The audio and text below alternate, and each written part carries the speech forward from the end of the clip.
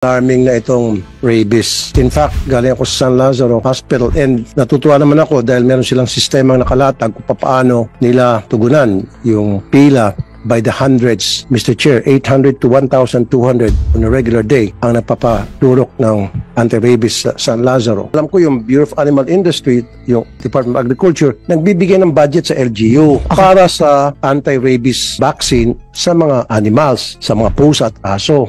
Na-implement ba yun? With respect to that po, Mr. Chair, if the committee, honorable committee so desires po, we will submit po yung consolidated report po from the concerned bureau para po makapag-comply po kami dun sa query niya for card implementation po.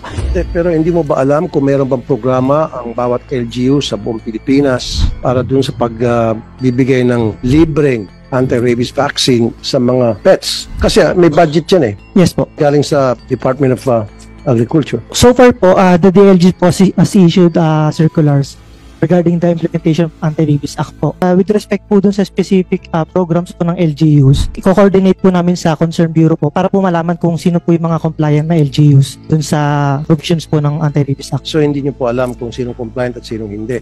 So far po, i-coordinate pa lang po namin kasi last night lang po kami naka-receive na invitation, but rest assured po, Mr. Chair, na... So hindi niyo po alam? Alarming na nga po itong rabies eh. So hindi mo pa alam. Kaya nga pinatawag ka rito. Sa reason ba't ka nandito? Para magbigay ka sa akin ng tamang sagot. Yes, para malaman ng lahat na meron palang anti-rabies vaccine para sa mga animals na libre.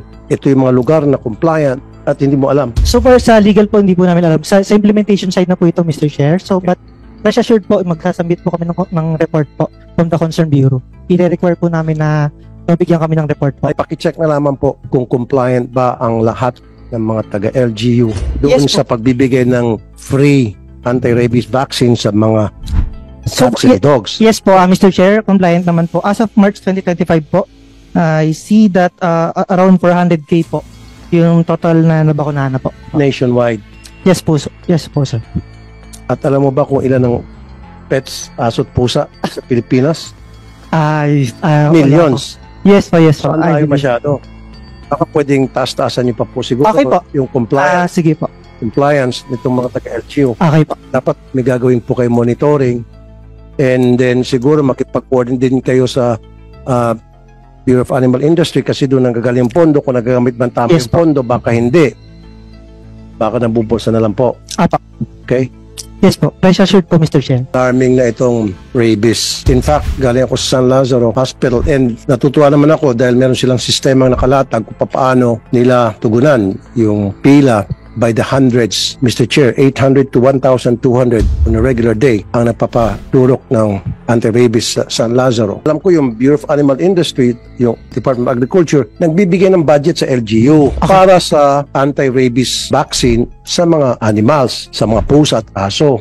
Na-implement ba yun? With respect to that po, Mr. Chair, if the committee, honorable committee so desires po, we will submit po yung consolidated report po from the concerned bureau para po makapag-comply po kami dun sa query niya for card implementation po.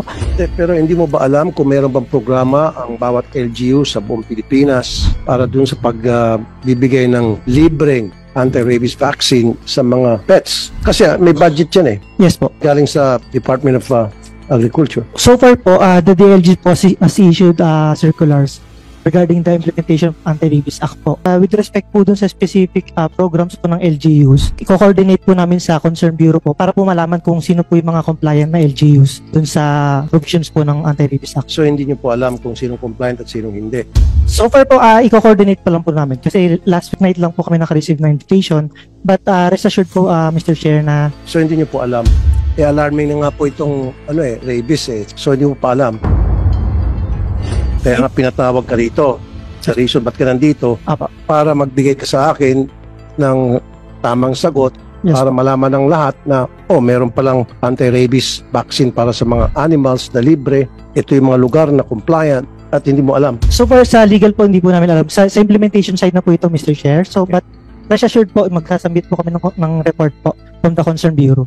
I-require po namin na mabigyan kami ng report po. Ay, pakicheck na lamang po kung compliant ba ang lahat ng mga taga-LGU doon sa pagbibigay ng free anti-rabies vaccine sa mga So, cats and dogs. yes po, Mr. Chair, compliant naman po. As of March 2025 po, I see that around 400K po yung total na nabakunahan na po. Nationwide. Yes po, sir. Yes po, sir. At alam mo ba kung ilan ng pets, aso at pusa sa Pilipinas? Millions. Yes po, yes po. So, ang layo masyado. Baka pwedeng taas-taasan niyo pa po siguro Okay po. yung compliance, Sige po. nitong mga taga-LGU. Okay po. Dapat may gagawin po kayo monitoring, and then siguro makipag-coordinate din kayo sa Bureau of Animal Industry kasi doon ang gagaling pondo. Kung nagagamit man tama Yes yung pondo, baka hindi. Baka nabubulsa na lang po. Apa. Okay? Yes po. Rest assured po, Mr. Chair.